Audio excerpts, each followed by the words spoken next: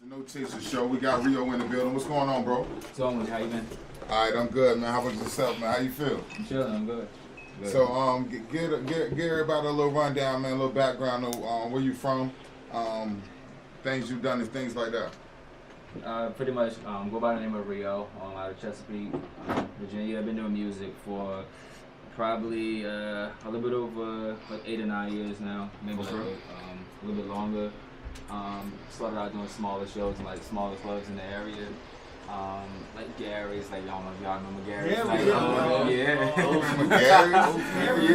Little Brick Road. Yeah.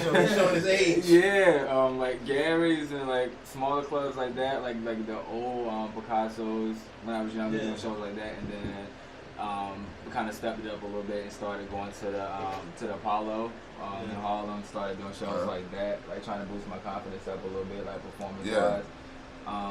Then once I nailed those, came back in the area, started putting like random mixtapes and just kind of like hand them out, like record them in the crib, just hand them out to like random people.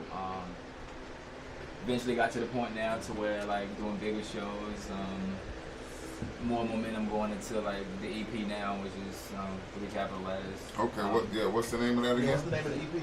3 capital letters is the name of it. So it's like Rio, R-I-O, 3 capital letters. It just kind of came to me. So I seen the video for Problems, man. Yeah. I'm loving it, man. Yeah. You know what I'm saying? Joint is crazy. My man Marcus from Intellect Media actually shot that for me. Yeah. So, anybody else over here locally that you work with on your project? It's actually one other producer on the record, guy by the name B Beck. He actually worked on 2 or 3 records. Outside of that, like I normally try to produce all of my own records because I like know my sound, like my lane. So it's normally just like me in a room by myself, just like creating. But so what's your lane? What's your lane? Music, and if I can explain it, it's like you got like rap, which is I feel like what anybody could do. Like a lot of people can do it. Like people can wake up like tomorrow and say, okay, I want to be a rapper, and they can make a rap song and they can mimic like what's on radio or what's like that kind of stuff, and they might could even grow off of it. But I think like, in my lane is more so actually working with like different instruments and making like more so music to where it feels different than just that same basic like turn up sounds. So just a more experiment with different like sounds and stuff. To make more music opposed to just rap records. Yeah. Okay. So you feel like you're more of an artist than a rapper? I definitely believe that. Yeah. So look, when you was young, Rio, you was a little teeter-totter or whatever. You was first starting when he was Rio. Rio. Who were you checking for? What were your musical influences? I would say because like when I was younger, I used to ended up meeting Teddy Riley, who actually ran Future on the Boulevard. So that would probably be like when I was younger, the biggest like influence, just like seeing him like work like in the studio like with different artists and stuff like that. As far as people who are actually in the industry, I think like when I was younger at that time, Puffy like and Bad Boy kind of just took over music for like a good, a strong period of time. So I think everybody who was young at that time was influenced somewhat like by that. And then you have people like Jay too. Yeah. You have people like Jay too who was coming to music that was like creating a sound. So anybody that was more like early, kind of like mid '90s was like big influence. Yeah. Man. So if you saw yourself working with somebody in the industry right now, who would you work with? I would work with Timbaland, of course. Of course, For that track, yeah. I think Tim can give you like variety, like everything. It'd be like the radio record, but it'd still be like you can play almost anywhere. You can still put substance on top of like Tim tracks and still make it a party record at the same time. Yeah.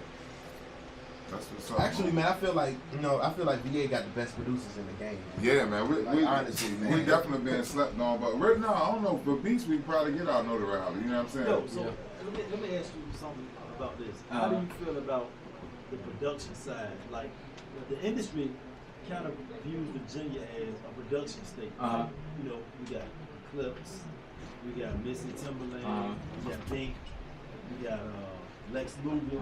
You got a lot of great producers here. Yeah. So, like, how are we gonna change the face of that part of the game to, you know, giving it a musical face. You know what I mean? Not just an instrumental face. Got you.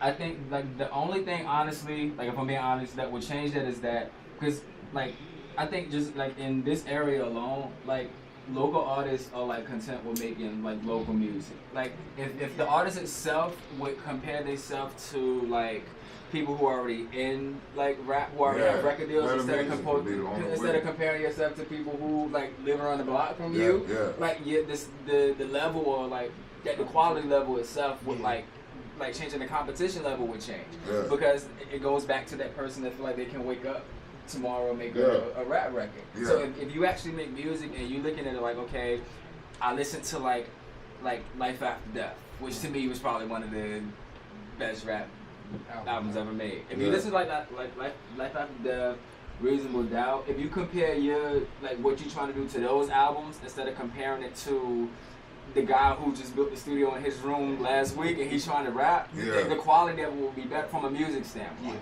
So I think it's more so on the artist to make records that compete with. Gotta have better music. Exactly. It's not more, and that's the point I'm making. Like the artist itself gotta like challenge himself to make better music opposed to. I never thought about that, so you said it right now. Yeah. A lot of people do that. It's who you in competition with. Exactly. If you in Pop Warner, you playing Pop Warner. Exactly. If you in college, you playing college. And when you in the league, you don't play with niggas in Pop Warner. That's why you always keep somebody around you that got more than you. Yeah. They give you something to look for. You don't stay around a whole bunch of people that ain't got shit because you might think you right about that when you ain't got nothing. And You know like what I mean? really, you don't even score like. And this my approach. Like let's say somebody like Timberland, like. You don't just work with anybody because they'll bring your value down. Yeah. You know what I'm saying? Like you gotta be selective. Like somebody gotta have the money and then you gotta feel like I got the time and energy to book to this guy's project just to make sure that his shit is up to standard like everybody else in the industry. Before we even get you in the studio, we need to make sure you got the funds to cover what we're gonna do. Cause I'm gonna give you the same level that I give Jay-Z. Exactly. You see what I'm saying? Exactly. But that's like that Pop Warner and like NFL. Like, you know, if you hit a nigga in Pop Warner and you in the NFL, that ain't no good look. You know what I mean? Because you playing down. And like you said, with athletes is more so like LeBron got to play like Jordan before he can get into the league. Yeah, he got and to. then you got to look at it the same way music wise. You got to play like Jay before you can get there. You got to play like. I mean, that's just and that's the reason I think that the music side of it is missing because Timberland played like Dre before. You know what I'm saying? He got into the league. Like Puffy played like maybe Andre Harrell before he got into the league. So you got to be on that level. Exactly. So if you keep playing on the local level. What you said kind of sparked something in me, man. Like I remember listening to Kanye's West first album, and he was talking about how he listened to Dr. Dre's album Explosive, and he was like, he took his drums from there. Like one of the best, so you could be the best. You know what I mean? And then you pattern yourself. Everybody who comes behind and takes a piece of the person that's in front of you. So you can't be like the dopest rapper around downtown Norfolk or something like that and compare yourself like, yo, I'm better than all not these comparing guys. to the next guy. Yeah, you know what I'm saying? Exactly. Yeah, that's the whole next nigga point. in Norfolk. You need to compare yourself to the next big name. Musically, music, and that's you know the what I issue mean? with the music. Right? All right, with all that said, we're about to get back into the music. Then we're gonna get back into the interview in Rio. Let's go. This joint right here is Ghostwork, produced by none other than Virginia's own Timberland.